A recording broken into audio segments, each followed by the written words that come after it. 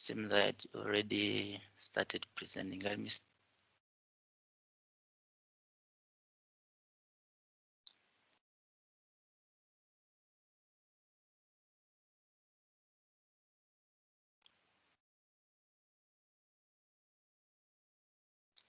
Can you confirm if you can see my slides in presentation mode? Yes, James, we can see your slides. Thank you so much. You can continue. Thank you, Marisa. All right, so guys, today we are looking into the topic as shown, values in food perception, choice, and marketing. The interesting thing about this topic is that it somehow naturally fits into most of the other topics that we have already looked at. And last week, Prof. Heli Torila and Nomzamo Magano were presenting on the food choice questionnaire. And a week before that, we talked about determinants of food choices. So it seems that values in food choice, perception, and marketing is somewhat not divorced from all these other topics. Now, the next slide, of course, this is our consortium partners that we know for now. And by way of definition, values actually are basic and fundamental constructs that guide or motivate attitudes or actions. And because they guide and motivate the way people behave towards, be it food products, be it non-food products, be it circumstances or context, they are very important to sensory and consumer science. As you can see, the topic already, values tend to affect food perception.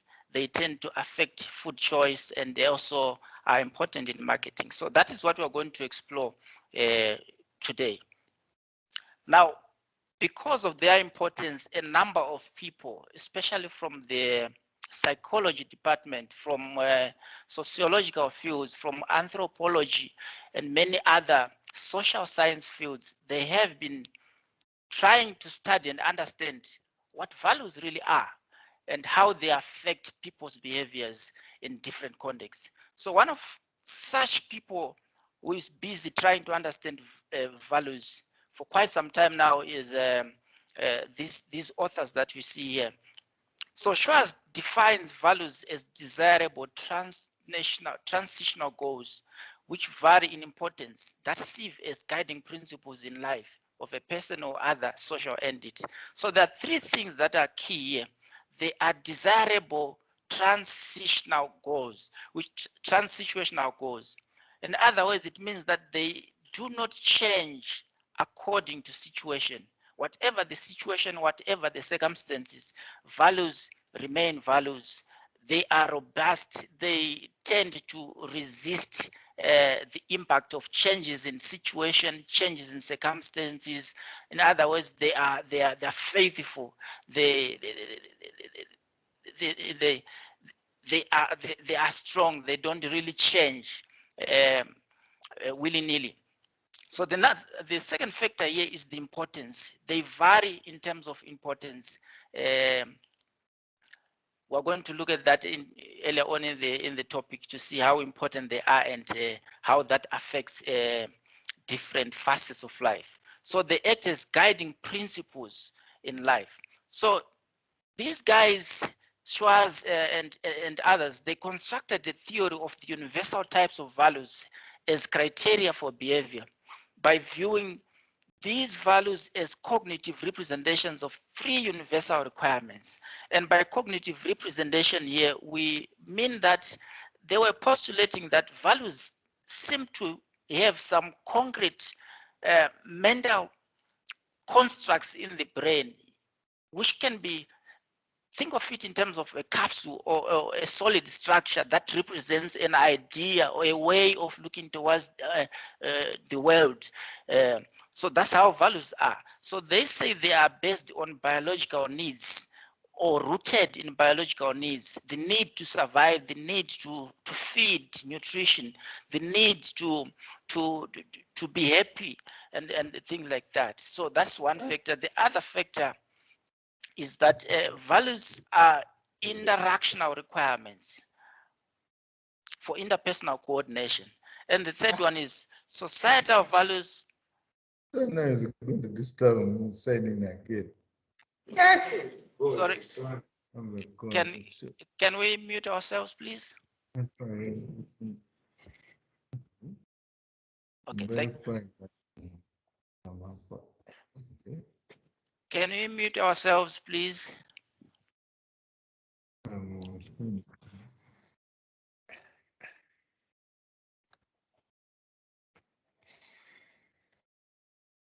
Thank you.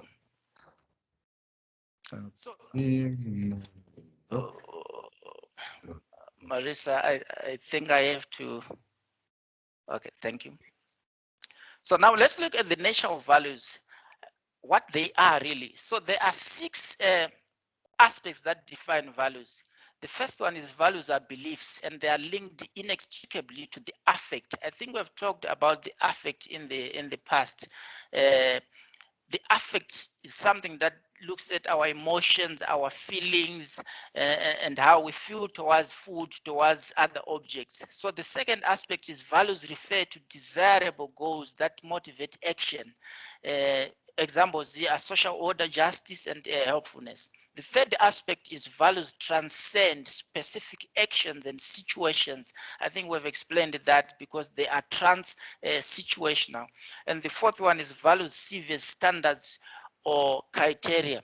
By that we mean to say, if you are doing something and you realize that it contradicts your values, there's a tendency to avoid it. There's a tendency not to do that. So they are standards or criteria for action. We always act in manners that are consistent with our values. The next one is values are ordered by importance.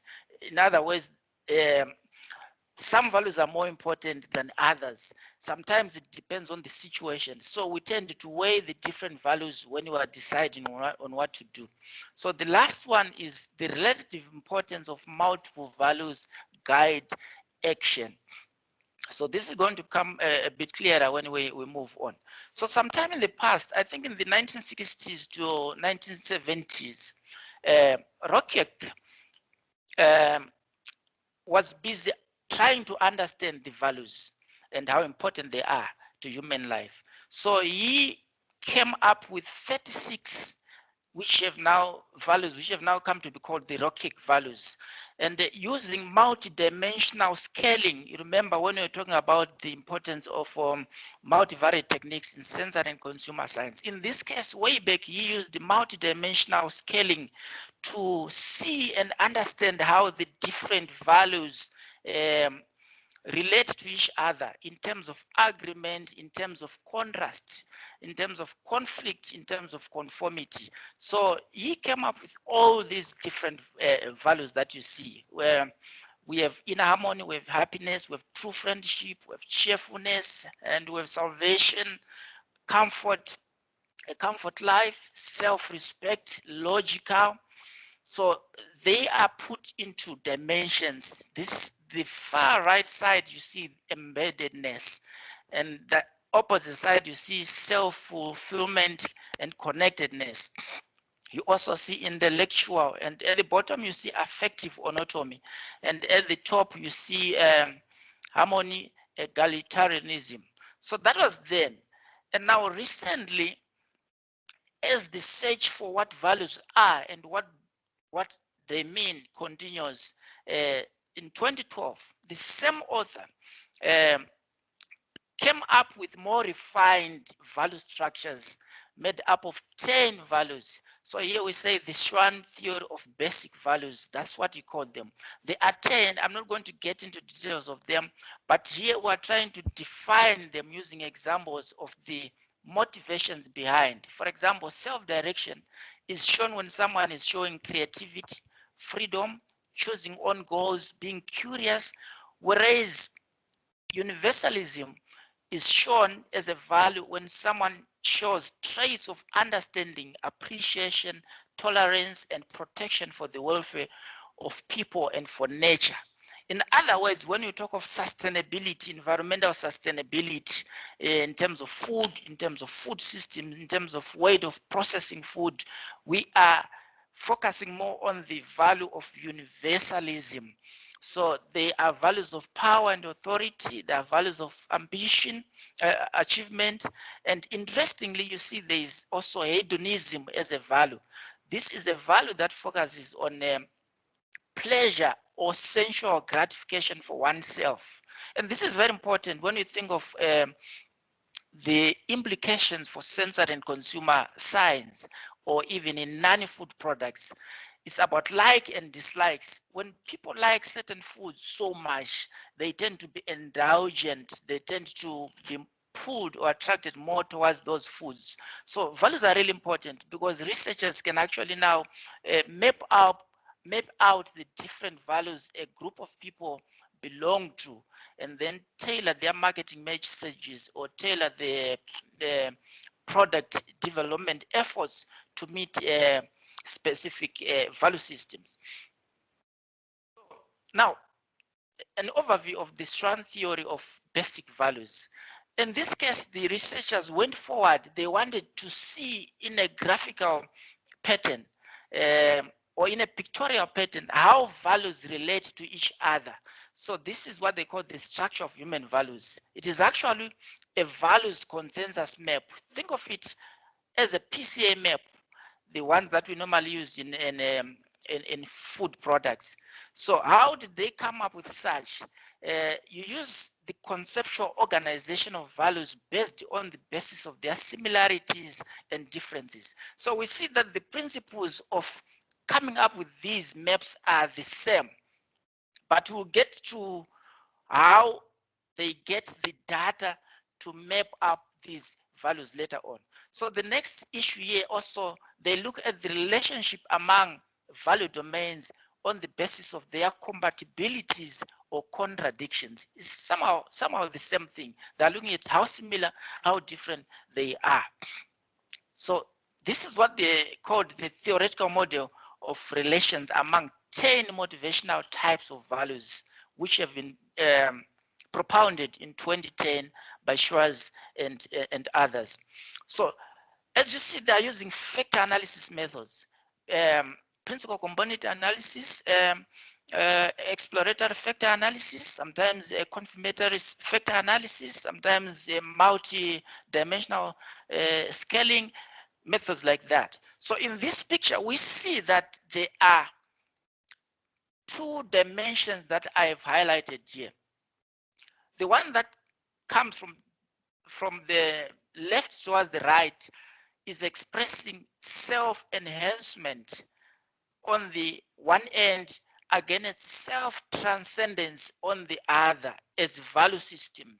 So what we see here is that when people are classified in this corner, they focus more on themselves, they focus on achievement, they focus on power retention, they focus on to some extent hedonism, the pleasure principle, self-gratification. Is about me, it is the me concept. So they are inward focused, but as you move into the positive, to the opposite polar, you see that people are now going beyond a greater concern about themselves to a concern about the external world, the next person, the neighbor, the group, the nation, and the globe. They go beyond their own interests and they focus on the interests of nature and on the interests of the world, on the interests of other people and universality. That is self-transcendence.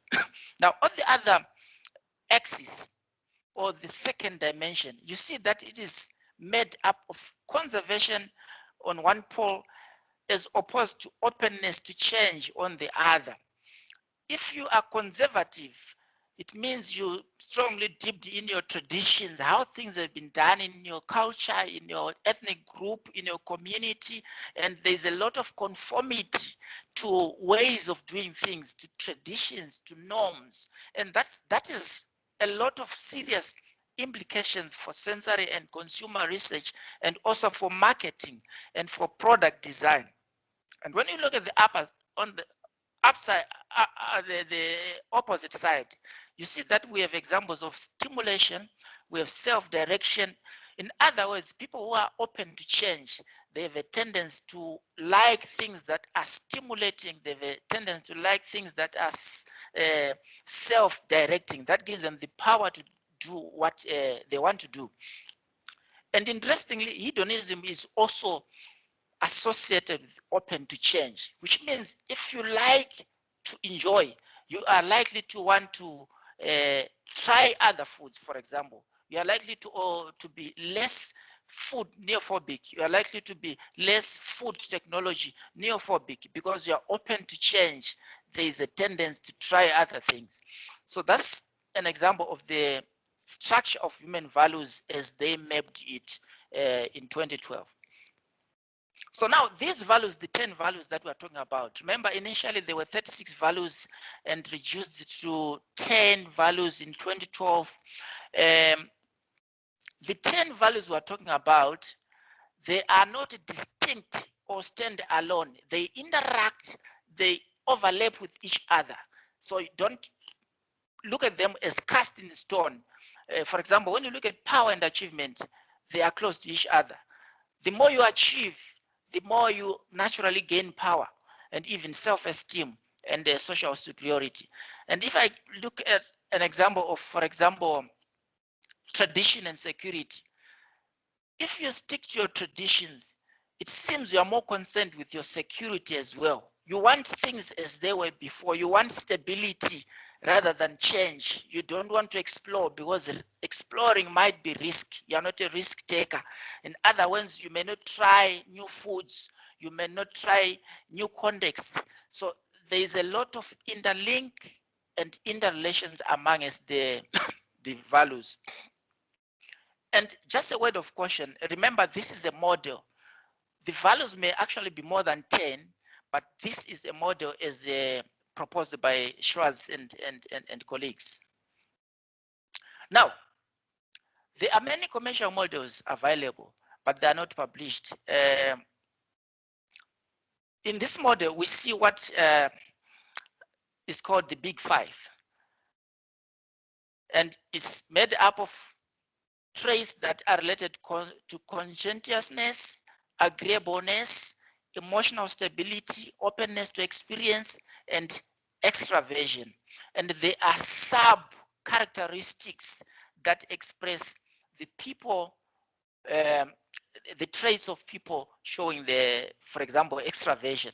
The traits of people, for example, showing openness to experience. They are curious, they are creative. So this model tends to agree with the one that we have been describing previously. So this is another model, the Big Five personality dimensions. You see that, for example, extraversion it's portrayed into a bipolar pattern, whereby one extreme is low and the other extreme is high. On the high end, we see outgoing, energetic, gregarious people who have high extraversion. In other words, they are extroverted. Whereas people who have low extraversion, they are introverted. They are quiet, they are withdrawn, they are unassertive, as examples. And that goes along the whole way up to openness to experience, which I've talked about earlier on, where we see people who have high openness to experience, they're imaginative, they're curious, they're open to new ideas. And those that have low openness to experience, and this includes even food experience, by the way. There are narrow field of interest, likes, the tried and the true. So these are people who are more conservative, they are traditional, and they tend to stick to what they know. So what is the importance of all this? From a perspective of marketing, this is a company called Ipsos. It's a global market research and public opinion company. They did a research and came up with a model again of the values and they profiled them and mapped them into a value map, as we can see. And their value map has 2 dimensions. We see the social dimension goes from left to right, and it is expressing or describing the power value as opposed to the belonging value. And one interesting thing about the value researchers, what they say is that 2 values which are contradictory cannot be expressed at the same time, or the behaviors that show the values that are contradictory cannot be shown at the same time, but they can be shown at different times. So in other words, it means someone who's more interested in power retention may not necessarily have a larger interest in belonging because it's interested in dominance, whereas in the other dimension is the personal dimension. We see that there is enjoyment as opposed to control.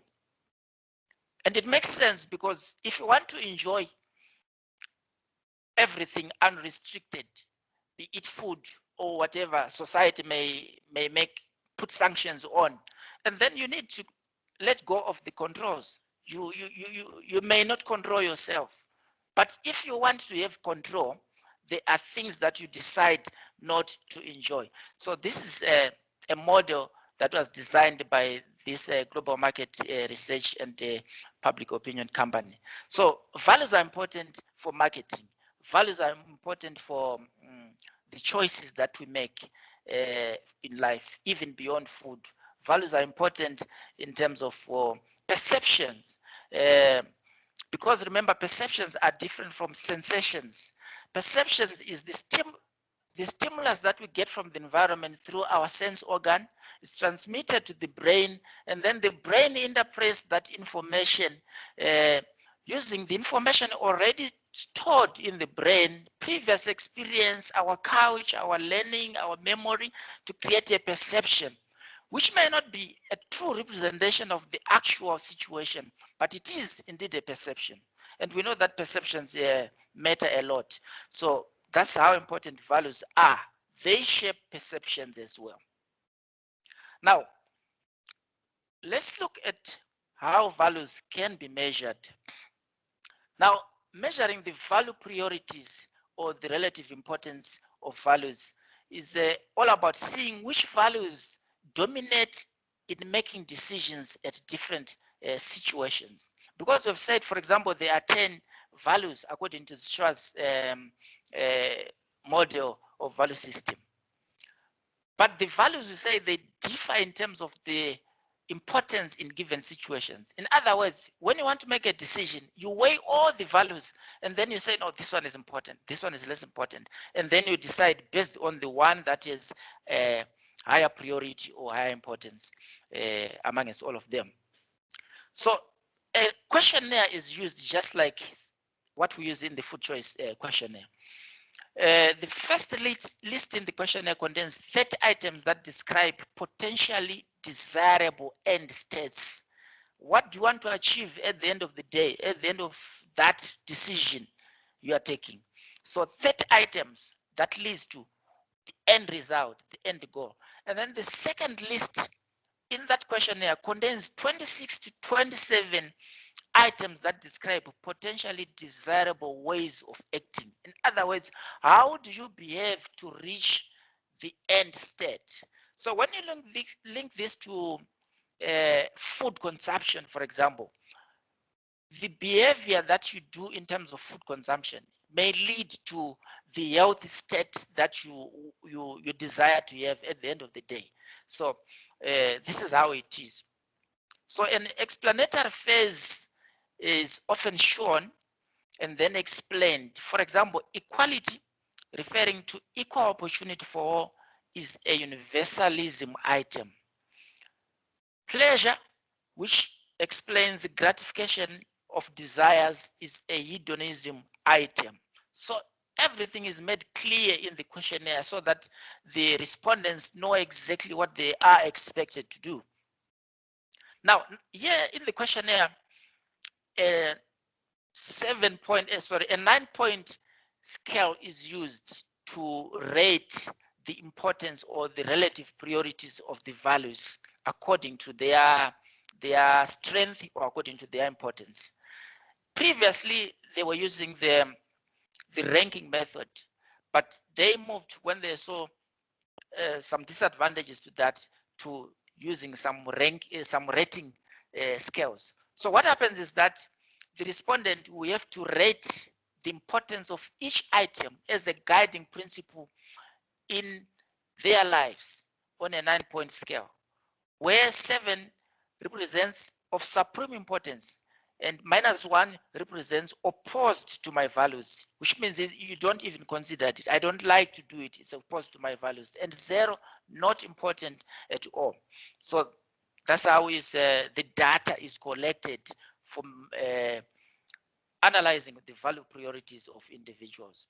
So people view most values as varying from mildly to very important on a rating scale. Now, the next method is called the portrait value questionnaire. How different is it from the previous one? In this case, we use a line scale as well. It's a rating scale, but we start from very much like me to not like me at all. In other words, the respondents are answering the question, how much like you is this person? And they are given statements where they will have to respond to this question. And the shortest version of late is 21 items. Now, I'll give an example here. Someone can say, thinking up new ideas and being creative is important to her. How much like you is this person? And then the next question can be, she likes to do things in his own original way. And that shows self-direction values. And then the question will be, how much like you is this person? So the values are there. We're analyzing about the importance of values without mentioning the values. In other words, we are implicitly analyzing the values without mentioning them. Another example will be, it is important to him to be rich. He wants to have a lot of money and expensive things. And that expresses power values. And then the question is, how much like you is this person? So the advantage of this is that it describes each person in terms of what is important to him or her without actually identifying the values, or which may actually introduce some biases to the study. So now the next question is, why do individuals behave as they do in terms of values, attitudes, beliefs, traits, and norms? Why do they behave as they do? I think the next question will be, why is that important? Anyway, let's look at the first question. The hierarchical order of values is universal. So this is what has already been found, that values are ordered in terms of their strength or in terms of their importance. There are ones that are very important, they come at the top. For example, universalism. There are ones that are less important, they also come at the bottom. Understanding this differential importance of values obviously informs the marketing strategies, obviously informs the tailoring food products towards the value structures that the product developers want to appeal to. So values vary importance, and values also vary with individuals as guiding principles. When they vary with individuals, we are saying in this case, some people may value power more than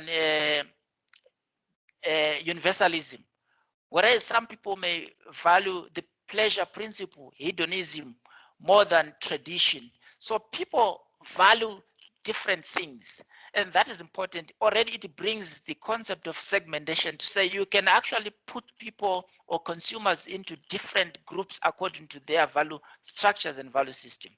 So the values are different from attitudes, they're different from beliefs, they're different from norms, in the sense that they are even stronger and more binding, and they include, in many cases, most of these things.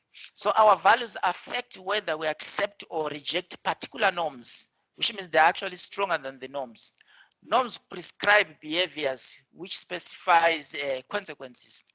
For example, we may say people should not walk while they're eating. if you think that is important, you respect it as a value. If you think that is not important, I mean, you don't respect it. And if you think that is important, obviously you violate it. So in this spider web diagram, we show that values can be profiled for individuals and organizations. Profiling values shows us the patterns of values that are important in a specific society, in a specific market, in a specific context. And what, depending on the purpose for which that is done, then you match or you tailor the marketing strategy, if it is marketing, to the value system of that group. So this is what you produce when you profile and represent values in a radar diagram like this. Now, values are related to attitudes and behavior, but what is important here is that, or what is shown by this picture, is that it is difficult to predict values from behavior, but to predict behavior from values is much easier, especially for groups of people, for social groups, for a nation, for example, for a province, for example, for a target segment, compared to when you are doing that for individuals. When you look at this arrow that is facing upwards, it is trying to explain that when you observe values for a group, that will give a good prediction for the behavior of that group. And this is actually precisely why the bottom of the pyramid is big, because it is the values that are stronger and they can be used for a group to predict how that group may behave. It works much better when you are predicting from the bottom going upwards. But when you want to predict behavior of an individual, if you want to predict observing behavior is in an individual is a poor predictor of values of the individual. In other words, we are now going downwards to say this is how the person behaves. Therefore, his values are like this. That may not be representative, because some people may behave in certain ways whilst they are actually pretending, yet that is not their value system. And when it really matters, they will not show the values that are compatible with the behavior that they were pretending. So that is what we were explaining previously, to say predicting behavior is very, very complicated. And psychologists came up with the different theories to explain the value propositions. The theory of planned behavior and the theory of reasoned action. I'm not going to get into the details of that, but I'll explain this diagram to see how important and how difficult it is to understand food choice and food intake if you are looking at different factors singly rather than together. So in this case, you see that when you look at food, it is the physical and chemical properties, the nutrient content that we're talking about, and how they affect physiological effects like satiety, hunger, thirst, appetite. And we can also add to this list even about health, prevention of cancer, prevention of diabetes and things like that. We know that there are certain foods that are proven to be helpful in terms of boosting immunity and preventing certain food-related diseases. Now, when you look at the person, you see that there is perception of sensory properties of the food. And at the bottom of that, there is psychological factors, the personality of that person, the experiences, the mood, and the beliefs. Already we are talking about values here when you come to the personality and psychological factors. And all that affects food choice and food intake. And when you look at the economic and social, it's also affected by values. Price, availability, brand, social and cultural factors, how they affect attitudes, e.g. sensory properties. And in this context, you can bring in the issue of insects as foods, or novel foods that are being introduced to consumers as a way of trying to address sustainability issues. So everything comes into the mix to interact and influence the final outcome, which is food choice and food intake. So that's how important values are. Now, in this model, which as we have alluded to earlier on, is the theory of reasoned action. It is based on 4 questions. What do I achieve if I take this route or this action or this step? What happens if I do that? What would the other people think if I do that? Am I to listen to myself or to others? So that's what is explaining. And the response to those questions obviously affect the attitude and the behavior that you are going to take. And that affects the intention and the final behavior that is adopted, whether to buy or not to buy whatever is to be bought.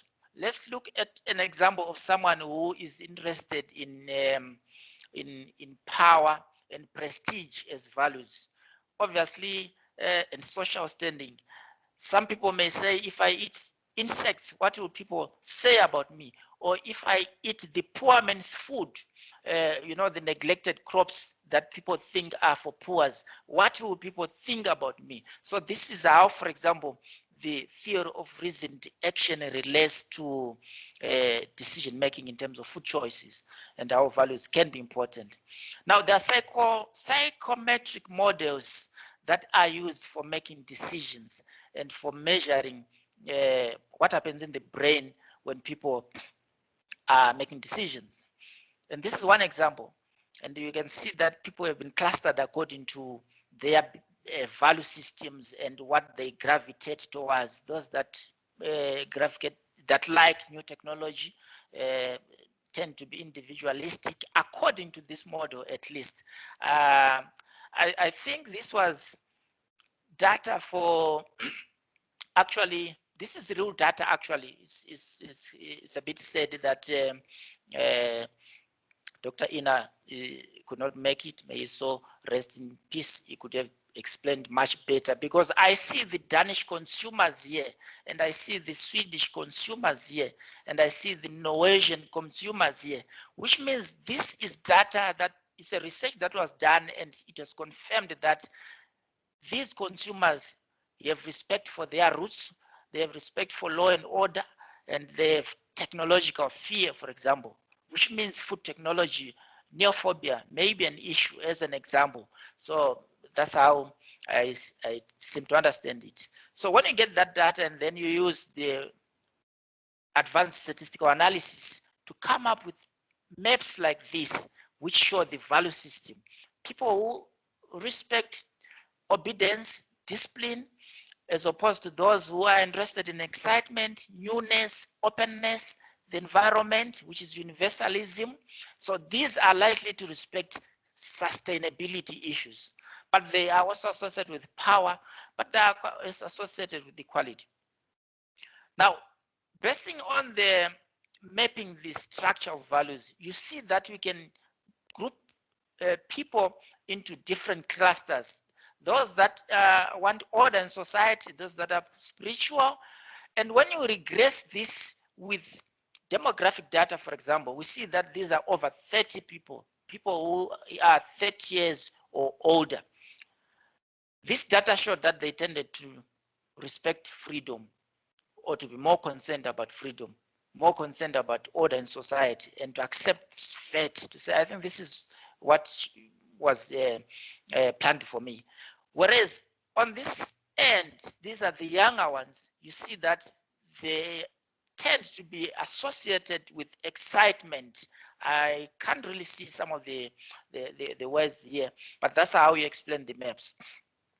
And it's interesting that in this case, the younger ones are associated with true friendship. I would think that friendship becomes more stronger and true when you get older and older and older. But this is what the data is showing as examples.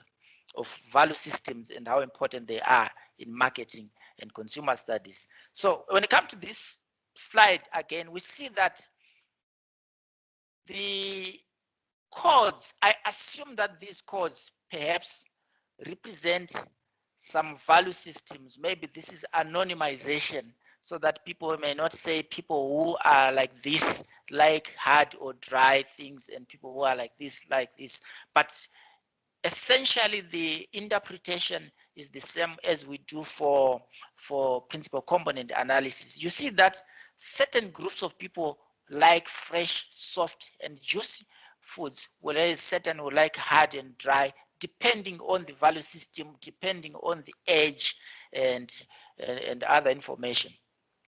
So we can use all that information in terms of expanded preference mapping approach, whereby we combine the different data sets, data from the consumers about attitudes, about usage, about price sensitivity, about demographic, about eating habits. Remember, eating habits are linked to values. Remember, price sensitivity is also linked to values. Do you want to save? How savvy are you? And things like that. Attitudes are linked to values and also to liking. And that's consumer data. And then you combine with sensory analysis. How is the product? And you bring all that, the liking data, the consumer data, and the sensory into the mix. And then when you do your analysis, you come up with a map that shows you these sensory characteristics are associated with people with certain value structures and people with certain preference patterns in your study. So this is an example. It's a case study. We showed an output of the interaction of the sensory, chemical, values, and preference data. You would see that there are two dimensions shown here. Let me start with the horizontal dimension, which shows externally motivated people in terms of value structure against ideals.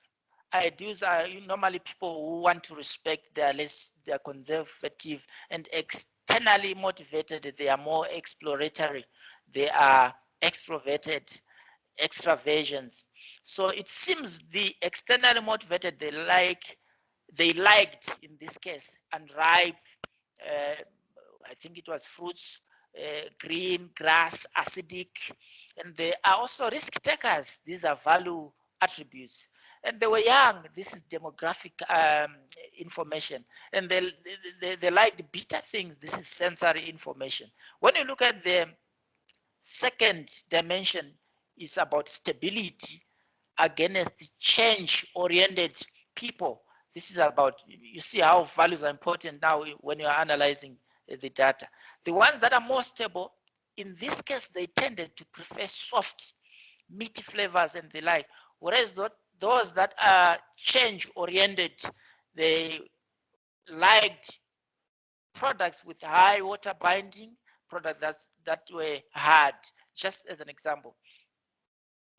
So the value system is very important in terms of marketing. Cambridge Analytica is another marketing, international marketing company, which is believed to have influenced a number of outputs in terms of elections worldwide.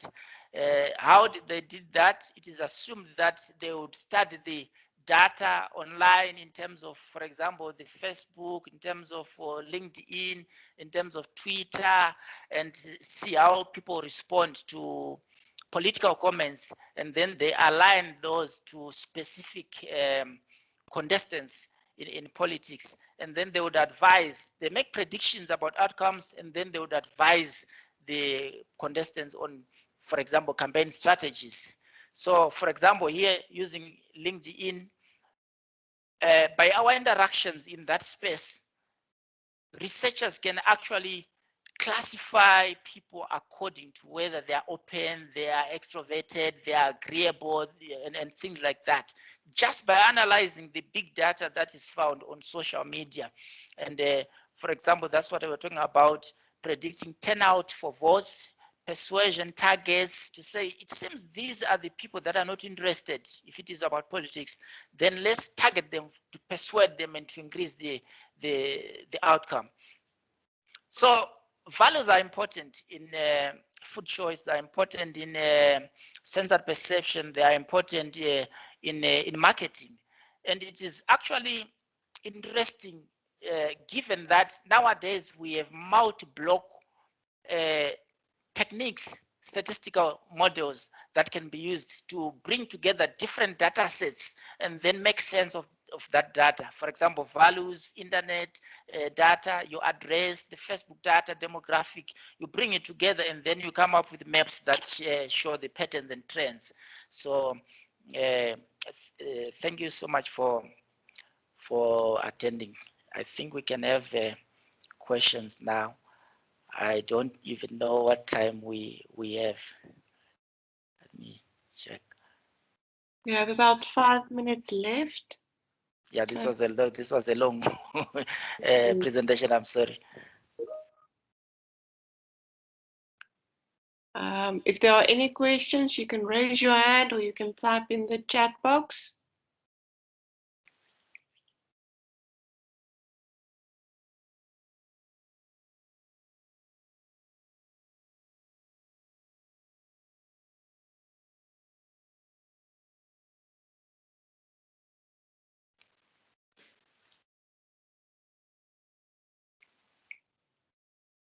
So I would appreciate as well that this is even for me a new topic and approach in the field of sensory, especially sensory science. Maybe those who are strong in consumer science. It's always a learning process. Questions are welcome.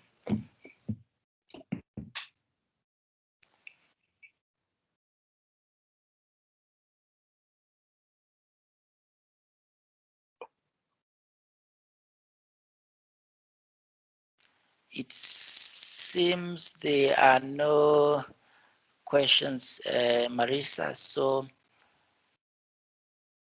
I think I may stop the recording and then let's meet 12:05 for the next, the last presentation. Is that fine, Marisa? Yes, it's fine. Thank you, James. Thank you so much.